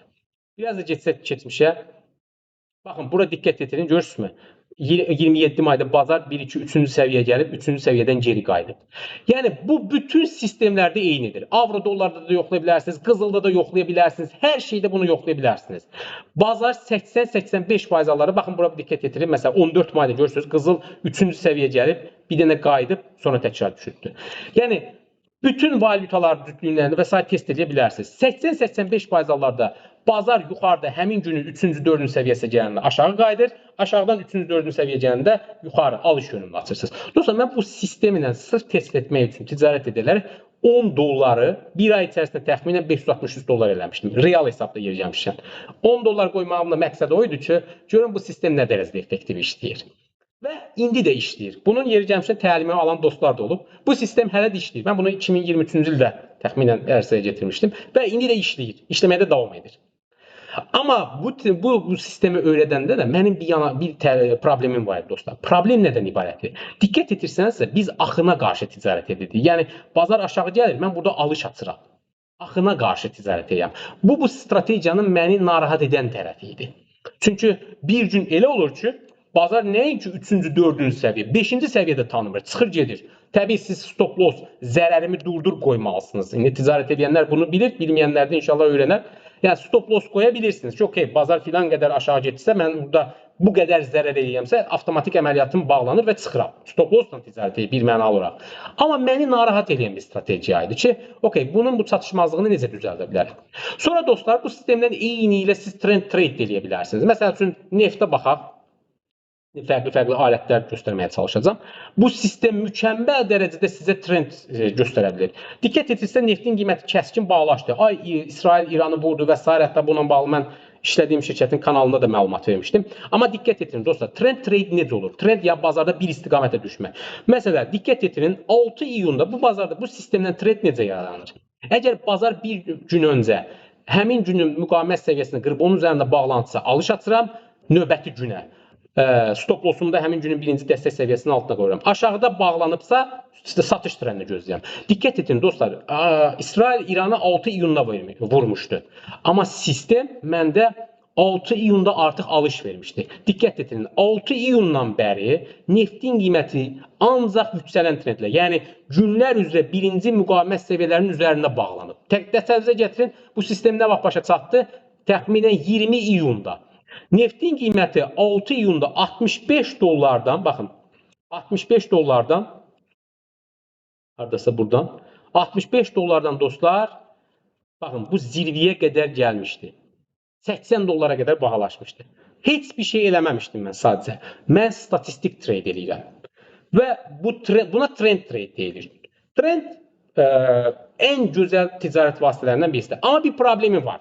Onun da bir problemi var idi. Məni narahat edir. Yeri gəlmişə artıq neftə satış siqnalı yaratdı. Diqqət etirsiniz, 23 iyunda artıq neftə satış siqnalı yaratdı. Və böyük ehtimalla neftin qiyməti ən azı bir qlobal bir hadisə baş verməsə, orta şərqdə böyük ehtimalla aşağı düşməyə davam edəcək. Xahiş edirəm, bu bir investisiya məsləhəti deyil. Sabah gedib neftə satış açmayın. Hər zaman stop loss, take profit, stop loss qoymağı unutmayın. Və mən bu sistemi bir mənada statistik analiz eləməyə başladım ki, aha, qiymət bu səviyyəni qıranda deməli alış ehtimalı var, bu səviyyəni qıranda satış ehtimalı var. Bu statistik analizdir və ehtimala əsasən biz ticarət edirik. Amma bu sistemin də bir problemi var. Nədir dostlar? Təəssüf ki, bazarlarda hər zaman trend olmur. Xüsusilə Trumpın, nə qədər xoşlamasam da Trumpın prezident seçilməsi şəxsən mənim və bir çox insanın çox işinə yaradı. Çünki bazarlarda hərəkətlilik gəldi. Əgər trend trade edirsinizsə, bu sizi bazarda trend olmasa, bu yanaşma da sizi zərərə yetirə bilər. Çünki baxacaqsınız ki, bir gün öncə müqavimət səviyyəsini qırdı, alış açım, okey, alışa getmir, gəlir stop loss edib çıxardır, aşağıda bağlanır, dəstəyin altına bağlanır, tutaq ki, burada bağlanır, satışa gedirsiniz, bir daha getmir, bir daha vurur. Yəni, üfqi bazar olanda suyun bulandığı hissədir. Ümumiyyətlə, unutmayın, bütün modellərin partladığı hissə üfqi. Yəni, bazarda hərəkətlilik yoxdur. Üfqi hərəkət edəndə bu sistem özünü doğrultmur. Bu da məni narahat edən bu sistemin digər bir yanaşmasıdır. Amma inanın, o istifadə etdiyiniz indikatorlardan milyon dəfə daha effektiv və dayanıqlı bir sistemdir. Təkrar edirəm, bu sistemin təlimini alan dostlar var aramızda. Hələ də o sistem işləyir. Bazara baxıb ticarət eləsəniz. Dostlar, bu da məni qane etmirdi. Bu yanaşma da məni qane etmirdi. Aha, indi hər kəsin gözlədiyi hissəyə gəlirəm. Bəs nə oldu, nə dəyişdi və nə tapdıq? Daha effektiv nəyə tapa bilərdik? Dostlar, Sonda uzun uzadı şeyin sonunda.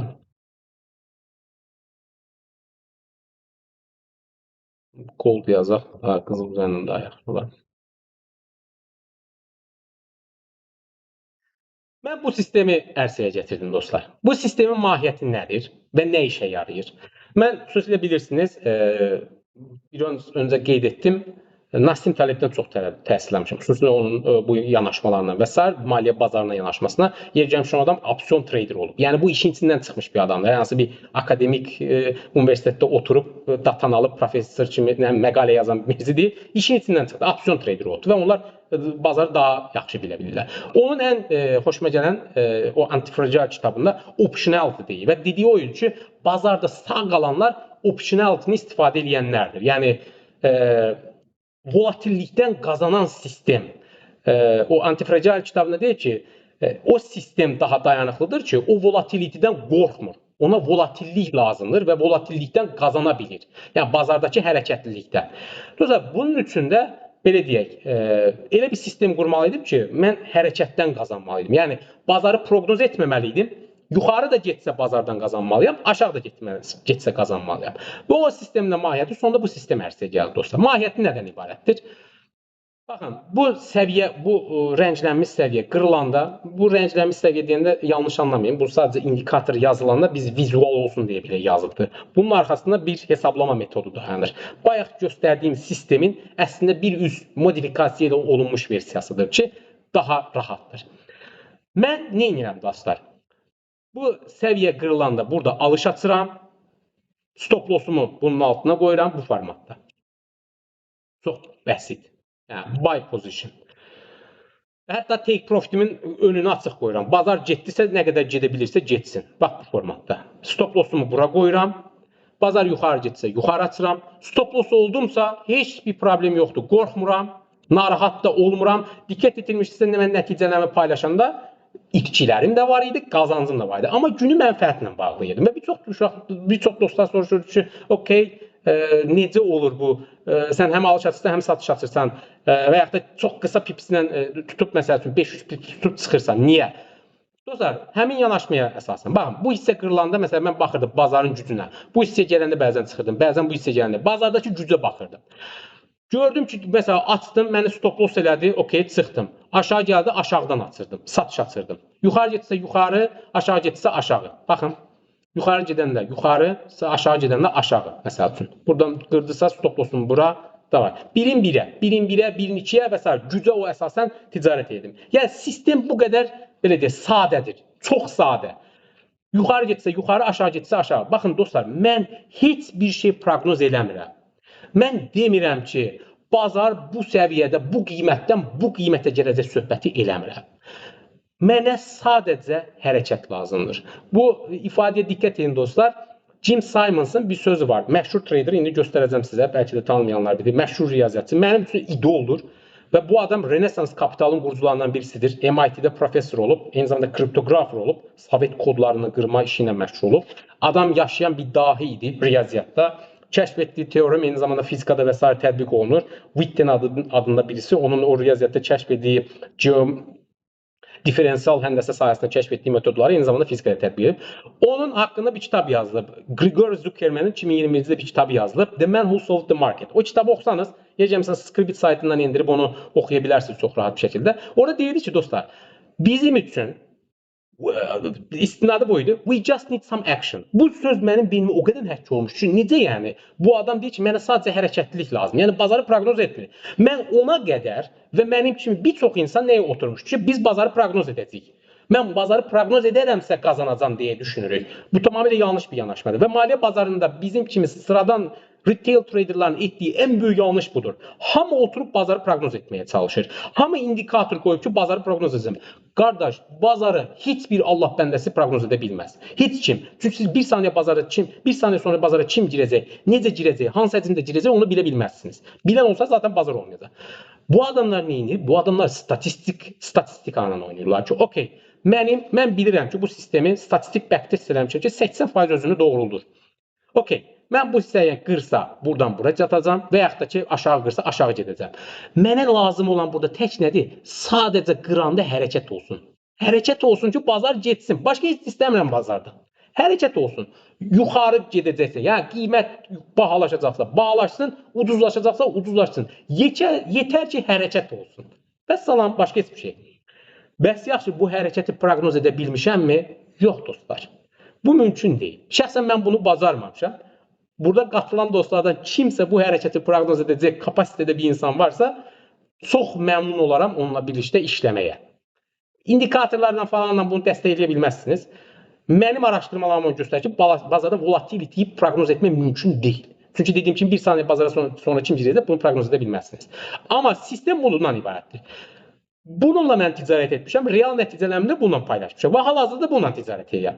Sözdə bunun təlimini verimmi, verməyimmi, bir çox insan yazırdı. Bu biraz fərqli versiyadaydı.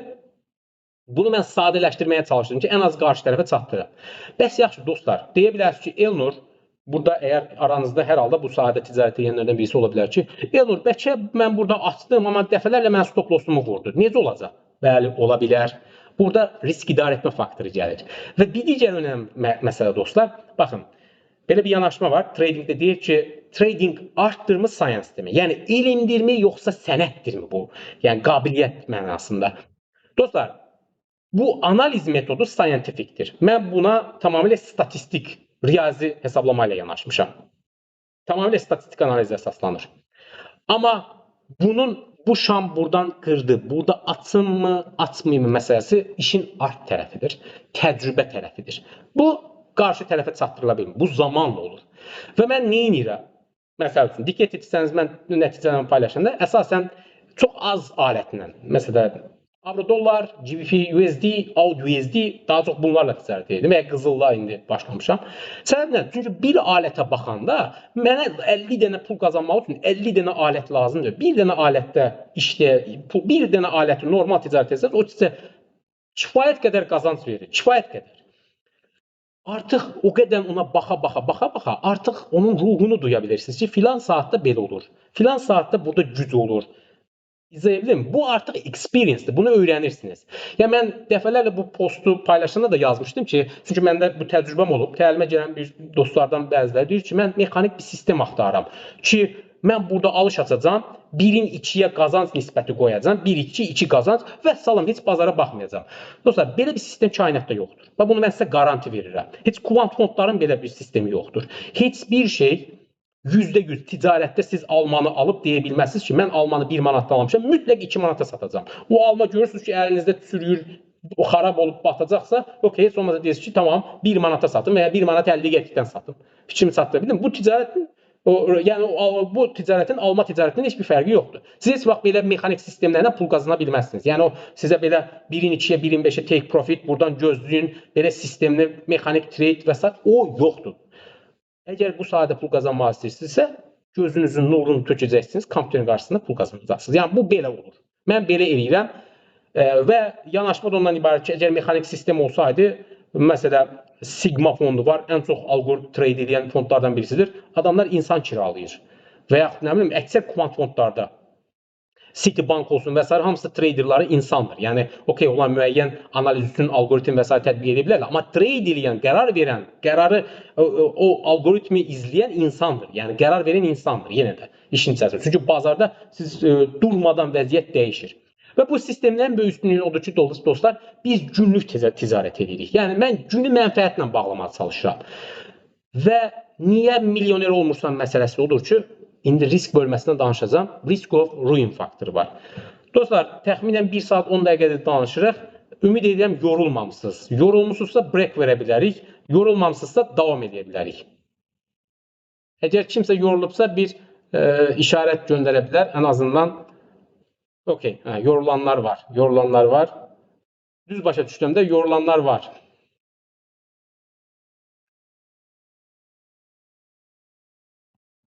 İstəsəniz bir 5 dəqiqə fasilə verək, sonra yenə davam edək.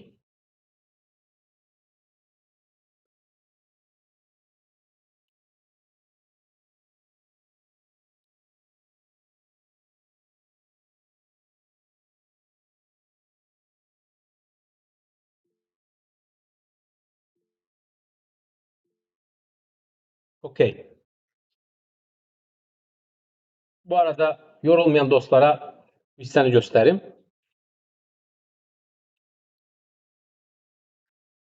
Diyeceğim dostlar, Jim Simons kimdir? Jim Simons bu adamdır. Şəklini də qoymuşdum ki, yazıq 86 yaşında keçən dünyasını dəyişdi. Bu adamdır. Və ondan bəzi istinadlar vermək istəyirəm. Bu Grigor Zuckerman'ın The Man Who Sold the Market kitabını oxusanız həqiqətən çox dəyərli bir kitabdır. Deyəcəm bu adam stil küpüdür. Yəni hər şeyi açıq deməz. Çox da publik olmayan bir insan idi. Yəni belə çox çətinliklə bir-iki intervyu ala biliblər bununla. Və qeyri-adi bir fonddur. Bir rəqəmi sizə deyim. 88-dən 2019-cu ilə qədər ortalama hər il 66% gəlir əldə etdilər. Qorxunc bir rəqəmdir dostlar, qorxunc bir rəqəm. Təxminən fondları 44 trilyon dollar idi. Üzr istəyirəm, çox üzr istəyirəm. 44 milyard keçmişdi. İndi onu demək istəyirəm ki, bu adam haqqında kitab oxuyun və burada sizə bir nüansı diqqətinizə çatdıracağam. Burada həm kitabdan istinad verir ki, we never hired anyone from financial world. Deyir ki, biz heç vaxt maliyyə sahəsindən insan işə götürməmişik. Və deyir, onlar bir mənada maliyyə sahəsində, biznes məktəblərində insanlar var. Onların işi məqalə yazmaqdır. Səhəm bazarını proqnoz etməklə bağlı məqalə yazmaqdır. Və they are all wrong. Görürsünüz, every paper was wrong. İndi maliyyə oxuyan dostlarımız var. Mən də oxumuşam o sahədə olan bir çox məqalələri, o cümlədən iqtisadiyyatda olan. Dostlar, həqiqətən zamanla insan başa düşür ki, tamamilə israfdır. Və akademiyada maaş xətrinə yazılan şeylər. Çünki onların heç birisi bir kərə real tətbiq eləmir ki, okay, bu sistem işləyirmi, işləmirmi? Çünki bu statistikanın ümumiyyətlə bu modelləmənin əslində iqtisadi tətbiqi daha çox yer gəlmişkən bunu Avstriya məktəbi, iqtisad məktəbi nümayəndələri çox tənqid edirdi. Məsələn, Friedrich Hayek, John von Mises və s. tənqid edirdi. Bu Amerikada yaranmış bir trend idi. Xüsusilə Chicago iqtisad məktəbi nümayəndələri və s. hər şeyi modelləyəcəyik, hər şeyi biləcəyik. Bu 50-ci illərdə political economics'in və s. yaranmasının ki, biz hər şeyi modelləyirik, hər şeyi proqnoz edə biləcəyik deyə. Bu yanaşma da nə idi dostlar? Çünki bilirsiniz, bu biraz fərqlidir dediyim kimi. İndi biraz mövzudan kənarlaşaq deyə ən azı istirahət kimi, əlavə məlumat kimi paylaşıram. İndi qayıdacaq səhəm bazarına. Gəlmişəm, burada səhəm bazarını gözləyən insanlar da var. Orada gələcək. Bu riyaziyyatın fizikaya tətbiq edilməsi idi. Möcüzəvi olaraq riyaziyyatdakı modellər, formulalar fizikada çox effektiv nəticə verir. Qeyri-adi bir şeydir. Və həmin o yanaşmadan insanlar çıxış edərək deyirlər ki, okey, mən onda şey eləyim, bunu iqtisadiyyata da tətbiq edib nəticə ala bilərik. Məsələn, biraz öncə bir opsiyon qiymətləndirmə modeli var, Black-Scholes option modeling var. Məsələn, mən onu o vaxtı ağlıma gəlmişdi, bu fizikada, xüsusilə kvant fizikasında və s. Çox üzr istəyirəm, mən o sahədən sadəcə amatör oxuyucusuyam. Yəni, nəsə bir şey, belə bilgim və s. heç bir şeyim yoxdur. Sadəcə amatör oxuyucusuyam. Yəni, məsələn, orada o Feynman'ın elektronların past dependence deyə bir formulası var və əslində option pricing modeli bir mənada ondan esinlənib. Yəni o yanaşmadan təsirlənərək qurulmuş bir sistem idi. Və yeri gəlmişkən onu da Nasim Talib çox yaxşı tənqid eləyir. Onu yeri gəlmişkən onun YouTube kanalı da var. O Black-Scholes modelinin niyə problemli olduğunu tənqid edir. Maliyyə sahəsində olan dostlar ona baxa bilər. İndi bu şeyi demək istəyirəm ki, bu maliyyə sahəsində olan akademik məqalələri və s. sanki biz elə bilirik ki, o statistiklə, ortalamaya əsaslanan hipotez testi və s. olan məqalələr düşünür çox dəyərlidir. Əslində nəticə olaraq praktik effektivliyi çox aşağıdır, çox aşağıdır. Heç bir şey vermir yəni. İnanın, mən ona qədər ResearchGate-dən en qədər məqalə oxumuşdum. Moving average, nə bilim, fuzzy logic ilə bağlı və s. ki, bu bazarları tətbiq edə bilərikmi? Heç bir şey əldə etdim. Amma real traderların kitablarını oxuyanda gördüm, onlar fərqli yanaşır. Xahiş edirəm, bu kitab da deyəndə bizdə və s. də var. Kimsə gedir oradan texnik analiz kitabları və s. türklərin və s. bizim özümüzün yazdığı adamlar yox. Dostlar, bu işdə öz sözünü demiş insanlar oxumaq lazımdır ki, adam özünü isbat edibdir və faktiki olaraq da nəticə əldə edib. O insanları oxuyanda siz görürsünüz ki, 100% demirəm ki, onlar öz metodunu istədiyi, amma istiqaməti verir ki, siz ondan artıq bir şeylər çıxara bilirsiniz. Və indi o adamın dediyim kimi sözləri burada yazmışam. O dediyi every paper was wrong. Yəni siz maliyyə bazarına giriş, burada trading öyrənmək istəyirsinizsə, o akademiklərin məqalələrini oxumaqla nəticə əldə edə bilməyəsiniz. Və bu adama ən böyük sayğı duymamın səbəbi oydu ki, bu tip bir insan, hansı ki bu insan şans faktorunu minimumlaşdıran bir insandır və o Renesans kapitalda ancaq fiziklər, astronomlar və s. işləyir. Yəni science-dən gələn insanlar, riyaziyyatçılar. Adam deyir ki, mən özümü əslində şanslı hesab edirəm. Yəni bizim toplumlarda biraz şans faktorunu zibil qabına atan insanlar bilirsiniz. Yəni mən ağlımla bunu həll etdim məsələsi. Amma bu bazarda da şans faktorunu sıfırlaya bilməzsiniz. Kifayət qədər şansın rolu var. Həqiqətən. Bütün sahələrdə olduğu kimi burada da trade başlamısınızsa şans faktoru önəmli dərəcədə rol oynayır. Şansımızın gətirməsi üçün biz oyunda qalmalıyıq ki, onu risk hissəsində izah eləyəcəm. Və o adamın da həmin o sözü dediyim kimi o kitab oxuyanda hər dəfə məndə o sual işarəsi yaratmış. Bu nə demək istəyir? Baxın, we like a reasonable amount of volatility. Bizə məntiqli bir, belə deyək də, bir mənada kifayət qədər volatility lazımdır. In our business, we want some action. Yəni, bizə hərəkət lazımdır. O həmin o bayaq dediyim. Və bu son hissədə deyir ki, bizim modelimizdə we always in and out, out and in. Giririk, çıxırıq. Yəni bazarda giririk, çıxırıq bir mənada. Və digər bir orada səhəm bazarından bağlı xüsusilə şeyində də var. Deyir ki, bazarın mənə yuxarı və ya aşağı getməsi önəmli deyil. Mənim alfam, yəni ortalamaya nisbətdə əlavə gəlirim, qazancım ondan asılı deyil. Yəni bu kitabdan mən çox esinlənmişəm bir mənada və oradan yola çıxmışam ki, okey, bu adamın mən demirəm, çox xahiş edirəm, yanlış anlaşılmasın. Mən demirəm ki, onların sistemi ilə və s. ticarət edir. Əsla. Onlar nə bilim terabaytlarla datanı analiz eləyirlər özləri. Fərqli modellər qururlar. Çox ağıllı insanlardır oradakılar. Mən onu demirəm. Mən sadəcə gedişatı demək istəyirəm ki, mən öz yolumu ona bənzər qurmağa çalışıram ki, okey, bazar yuxarı gedəndə yuxarıdan qazanım, aşağıdan gedəndə aşağıdan qazanım. Bazarı proqnoz etməyim. Bu əlavə məlumatdan sonra dostlar, gələk biz ən önəmli hissəyə, risk idarə etməsinə. Dostlar, burada ümumiyyətlə bu bazarda, maliyyə bazarında illüziyanın ən böyük problemlərindən birisi time probability versus ensemble probability deyə bir şey var. Qısaca olaraq onu deməyə çalışacağım. Ensemble probability əslində çoxluq ehtimalıdır. Yəni, məsəl üçün, deyək ki, maliyyə bazarında, bəsit dildə deyim, çox insan bazara girir, ortalama siz baxırsınız ki, məsələ, 1000 insan girib, ondan 100'ü qazanır. Buna ensemble ehtimal deyilər. Ensemble probability deyilər və biz onu hesablaya bilərik ki, məsələn, 1000 adam girsə, ondan neçəsi maliyyə bazarından qazansız çıxacaq.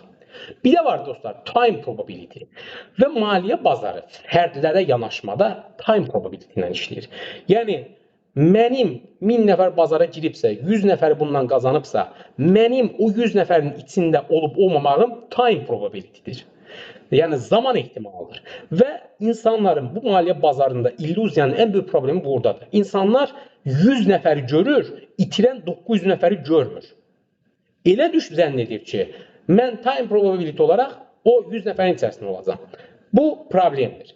Və siz əgər maliyyə bazarında, mən ona görə də deyirdim, əgər qazanmısınızsa, bir adam və yaxud da kimsə, xüsusilə kripto gəncləri deyək, onlar çox vuruluyur, kripto aldım, bu qədər qazandım.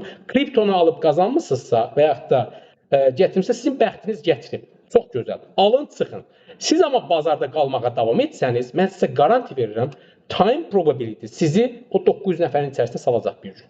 Və saldığınız zaman siz oradakı kapitalınızı itirəcəksiniz.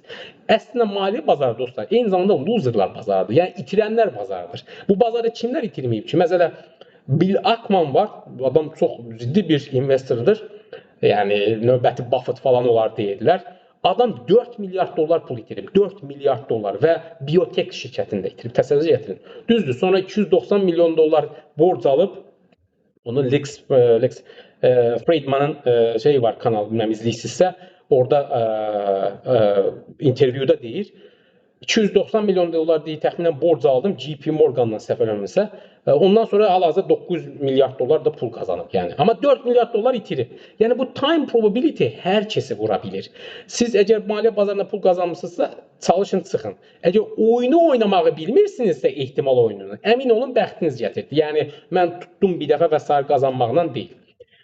Bəs yaxşı, bunu necə biz həll edə bilərik? Bu problemi necə aşa bilərik? Time probability məsələsini ki, okey, mən bilirəm ki, bir gün bu bad luck, pis şans bir gün məni vuracaq. Onu mən necə öhdəsindən gələ bilərəm? Mən necə bir sistem qurum ki, o bad luck, yəni pis şans məni vurmasın və ya vuranda məhv olmayım. İllərlə qazandığımı bir günə itirməyim. Dostlar, bu faktora biz bir mənada risk of ruin, yəni bankrot, bilməm, bu yanlış anlamayın, çox xahiş edirəm. Maliyyənin dili ingilis dilidir. Yəni bu sahənin də ingilis dilidir. Azərbaycanca risk of ruin bir mənada yəni bankrot olma deyək, ehtimalımız nətəridir? Sizin sisteminiz elə olmalıdır ki, sizin risk of ruin şansınız olmalı, yəni faktorunuz olmamalı dostlar. Və mənim bayaq o göstərdiyim həmin o yuxarı gedəndə alış, aşağı gedəndə satış sistemlərində yer gəlmişəm mükəmməl bir sistem yoxdur. Risk of ruin faktoru 0 olan bir sistem yoxdur. 0 ehtimalla ticarət edə bilmərik bir mənada. Amma ən azından 0-a yaxın bir sistemimiz olmalıdır ki, biz belə deyək də, əgər sən bilirsən ki 10 trade-dən 11-ci sənin dediyin kimi gəlməsə, sənin sistemin və ya qazandığı itirə bilər, siz belə deyək qumar oynamış olursunuz və o sistem də deyil, dayanıqlı deyil. İndi ora gələcəm ki, biz onu necə tənzimləyə bilərik. Burada win rate və risk reward məsələsi var. Win rate o deməkdir ki, dostlar, tutaq ki, mən 10 dənə əməliyyat açıram, onundan məsələ deyirəm ki, məsələn 80% mənim və həqiqətən də mənim sistemimdə win rate'im çox yüksəkdir. Yəni 10 ticarətdən ən az 8-i take profit vurur, misal üçün. Bu deməkdir ki, mənim sistemim 80% effektivdir. Bir də var risk reward. Risk reward odur ki, yəni məsələn siz 1-in 1-ə sistemdən işləyirsinizsə, 1-2-1 qazanc sizin win rate'iniz 80% isə çox gözəl. Möhtəşəm şəkildə işləyir. Yəni tutaq ki, 10 ticarətdən 8 dənəsini qazanmısınız, 2-sini itirmisiniz. Yenə də siz qazancdasınız, belə deyək. Risk reward isə o deməkdir ki, 1-2 məsələn 2 qazanc. 1-2 qazancda win rate'im aşağı da olsa, məsələn tutaq ki 55%, 60% olsa mən yenə qazanıram. 10 dənə ticarətdən deyək ki, 4-ünü itirsəm, məsələn 4 dənə $100 itirsəm, belə deyək, 6 dənə $200 qazansam, mən yenə qazancdayım. Baxmayaraq ki, mənim win rate'im 60%-dir. Bu risk reward-mı, win rate-mi, hansını əsas götürməliyik? Mən şəxsən indiki dövrün bazarında bu yanaşmanı expected, belə deyək, expected value əsasında hesablayıram ki, mənim gözlənilən dəyərim nə qədərdir? Bir qrup insan deyir ki, mən 1-in 3-ə ticarət eləməliyəm, 1-in 5-ə. Yəni 1-2, 3 qazanc, 1-in 2, nə bilim 5 qazanc. Dostlar, o qədər asan deyil. Bir kərə siz stop loss'u take profit'i hara qoymalığınızı dəqiq bilmirsinizsə, siz elə 1-in 3-ə seçməyin onu demək deyil ki, gedib oranı vuracaq. Siz görürsünüz ki, okey, mən əməliyyat açmışam, $100 qazandım, $200 qazanmışam, bağlamıram ki, yox. Mən 1-in 3-ə oynayıram. Yəni $100 itirmək, $300 qazanacam deyirsiniz. Gözlürsüz, $200 mənfəəti bağlamısınız, birdən gəlsin stop lossunuzu vurur, çıxır gedir. Və bunu təkrarlasanız görürsünüz, dəfələrlə bu olur və siz əslində oradan heç bir nəticə əldə edə bilmirsiniz. Yəni belə bir mexanik sistem yoxdur. Bu haqqda dediyim kimi mən əgər dərslərə qoşulanız detaylı danışacaq. Burada mən sadəcə təsvir edib keçməyə çalışacağam ki, anlayış olsun. Bu sistemi aşmağın tək yolu dostlar Kelly kriteriyasıdır. Kelly kriteriyası əslində John Ben Kelly tərəfindən kəşf olunmuş qumar masasında necə qazana bilərsiniz ona uyğun yazılmış bir mənada riyazi formuladır. Bu informasiya belə deyək mühəndisi Claudio Shannon'la John Ben Kelly tərəfindən inkişaf etdirilmiş bir sistemdir. Yer gəlmişkən Claudio Shannon dahi olub, bir yaşayan bir dahi olub. Bugünkü interneti və s. bir mənada o adama borcluyuq əhəmiyyətli dərəcədə. Və eyni zamanda bir investor olub. Həmin o Kelly kriteriyası vasitəsindən sağ qala bilərsiniz. Yəni mahiyyət odur ki, dostlar, siz hər dəfə optimal həcmdə kapitalınızdan bet eləməlisiniz. Ki, bunun da riyazi hesablama qaydası var. Hər dəfə optimal həcmi eləməlisiniz. Optimal həcmdən yuxarı elədiyiniz zaman əmin olun ki, bir gün itirəcəksiniz. Mənim də başıma gəlib, bir çox insanın başına da gəlib. Yəni bu hesab kitab məsələsidir. Kelly kriteriyası isə bununla bağlı bir məsələdir ki, bu haqda belə deyin, uzun-uzadı dərslərə qoşulsanız danışacaq. Növbəti hissəyə gəlirəm dostlar. Burada səhm bazarını gözləyən insanlar var ki, okey, tutaraq gələk biz səhm bazarına. Artıq bir yekunlaşdırıram qısa zaman diliminin ərzində, uzaq 10 dəqiqə içərisində yekunlaşdırmaya çalışacağam. Bilirəm ki, yoruldunuz. Dostlar, səhm bazarına bağlı məsələyə gəlincə, səhm bazarına yatırım etmək. Birinci, bizdə bəzi insanların bir çoxu düşünür ki, səhm bazarı daha rahatdır.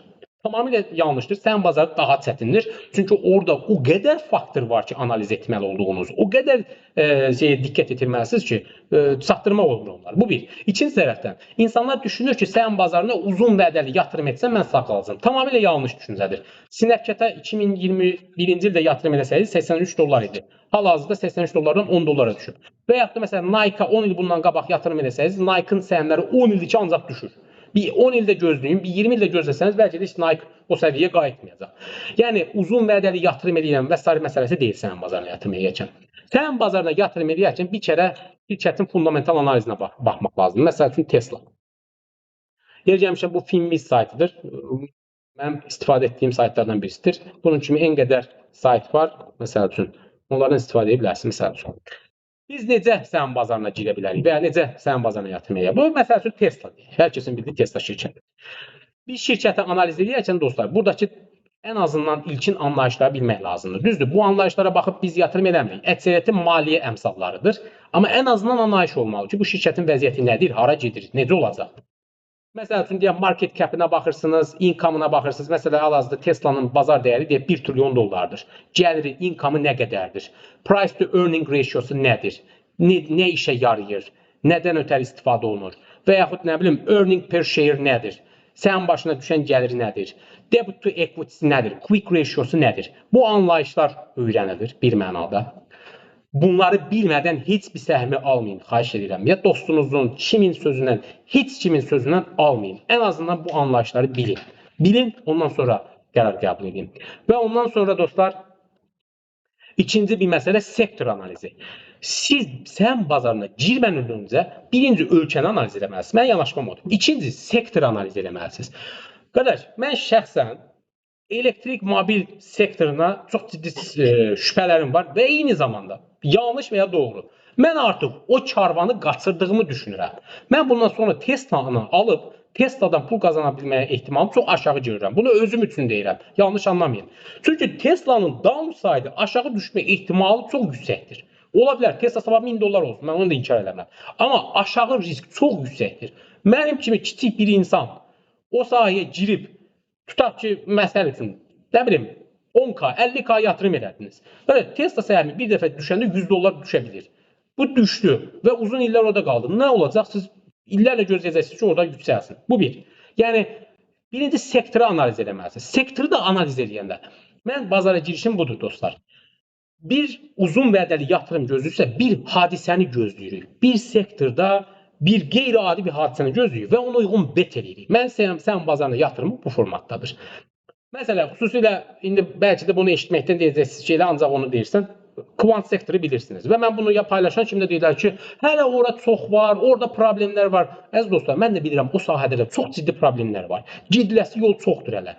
Amma mən indidən betimi eləmişəm. AI çıxdı, Nvidia-nı paylaşanda 2023-ün dekabr falan idi. Hətta öz iş yoldaşlarıma da demişdim, sizə alın, düşünün. Mən şəxsən özüm də almışdım. Nvidia həmin vaxtda 1000 dollara yüksəldi. Düzdür, sonra səhmi split elədilər. Və ya kvant sektorla bağlı mən paylaşmışdım. 2023-ün təxminən mart ayları idi. Hələ onda orada olan adlarını çəkməyəcəm. Çünki investisiya məsləhəti deyil. Yəni hər kəs gedib indi olan alacaq. Fərqli insanlar var idi. Bu sahadan anlayışı olmayan. Uzun vədədə yatırım eləmək istəyir. Dedim mən oraya eləmişəm. İstəsə maraqlıdırsa ala bilərsən. Çox ucuzdur. Səhmlər çox ucuz idi və ondan sonra 1700% qalxan oldu elə səhm oldu. Düz mən bir hissəsini satdım. Bir hissəsini yenidən aşağı düşəndən sonra yenidən almışam. Amma bəzi dostlar onu alıb zərər edənlər oldu. Çünki zirvədən almışdılar. Yəni uzun vədəli yatırım edəndə asimetrik bizim kimi insanlar ancaq sektor analiz edib asimetrik bet eləməlidir. Çox mən bir filan hadisəni gözləyirəm, onun öncülərindən olum. Yəni indi bu səviyyədən Nvidia-nı alıb pul qazanmaq çox çətin məsələdir. Mən demirəm, Nvidia bəlkə də yenidən 1000 dollara yüksələcək. Amma Nvidia aşağıda düşəndə siz bayaq o dediyim ortalamada siz zərərdə oturub gözləyəcəksiniz ki, hələ zərəriniz bağlansın, ondan sonra qazanasınız. Çünki dostlar, mən burada çox insan görmüşəm. American Airlines-da bir aya təxminən 20.000 dollar qazanıb, çox kiçik bir məbləğdən 5 gün içərisində, nə bilim, yəni gördüklərimi deyirəm, Spirit hava yollarında 15.000 dollar itirən görmüşəm. Hallmarkda 200.000 dollar itirən görmüşəm. ACB Cannabis şirkətində 35.000 dollar 2 ay ərzində pul qazanıb, sonra həmin o pulu əyridib 4.000 dollara salan insanlar görmüşəm.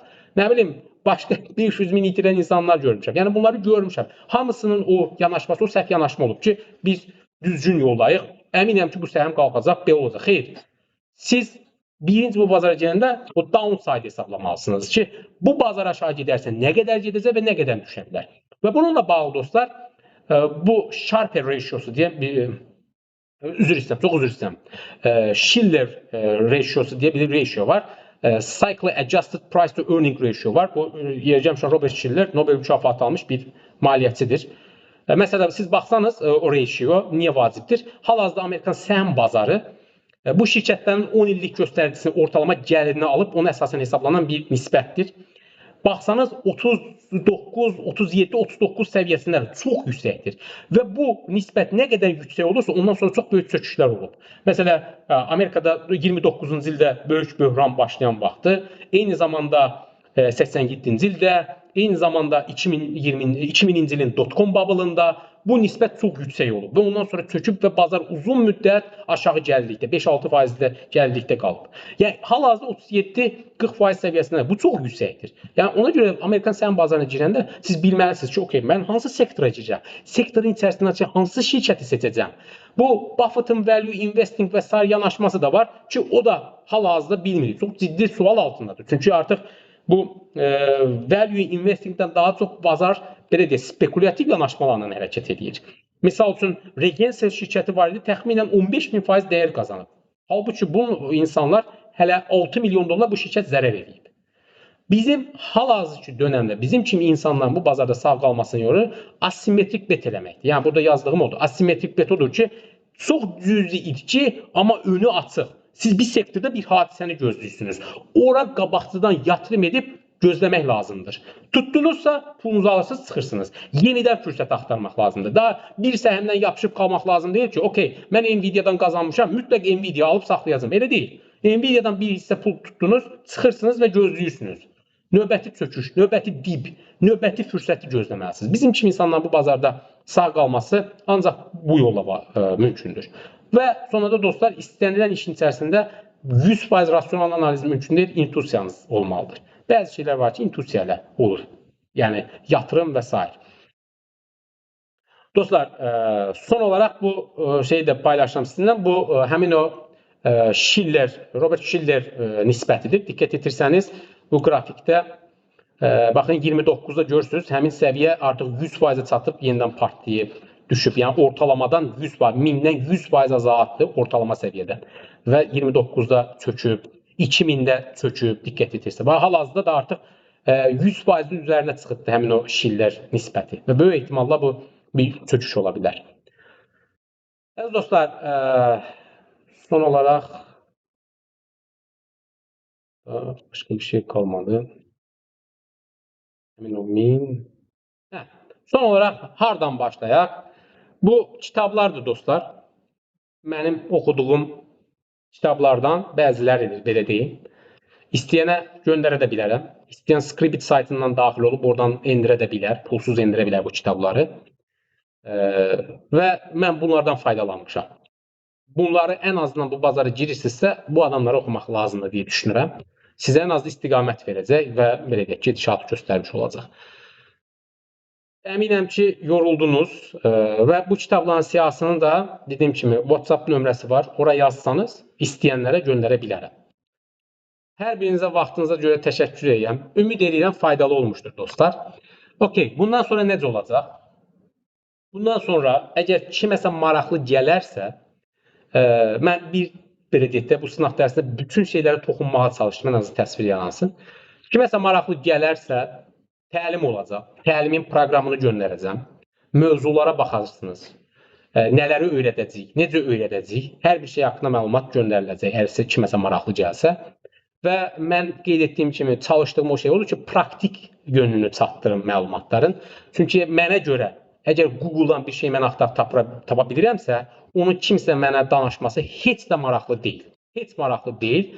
Yəni, bu baxımdan dediyim kimi, mən çatdırdığım məlumatlar daha çox praktik olaraq, sabah siz onu hardasa istifadə edə biləsiniz deyə paylaşıram. Yəni proqramı da ona görə dizayn etmişəm. Ola bilər ki, bəzi məlumatlar, təməl anlayışlar və s. düşün ki, okey, kimsə bilir. Hə, tamam, onu sürətli keçə bilərik. Amma istənilən halda dediyim kimi effektiv nəticəsi olan yanaşmalar sizinlə paylaşmağa çalışıram. Hər birinizə təşəkkür edirəm dostlar. Hər hansı bir sualınız olarsa səs də ata bilərsiniz, yaza da bilərsiniz. Birbaşa dediyim kimi mənə WhatsApp-dan yazarsınız, orada cavablandıracağam. Çünki hal-hazırda qrupda yazılan sualların hər birisinə açıqcası cavab verib çatdırsa, cavab verə bilməyəcəm. Cavab da versək, həddindən artıq çox zamanımız gedəcək. Amma bir-bir suallarınızı WhatsApp-dan yaza bilərsiniz, mən oradan cavablandıracağam. Çox təşəkkür edirəm dostlar. Ümid edirəm faydalı olmuşdur. Sizə xoş axşamlar.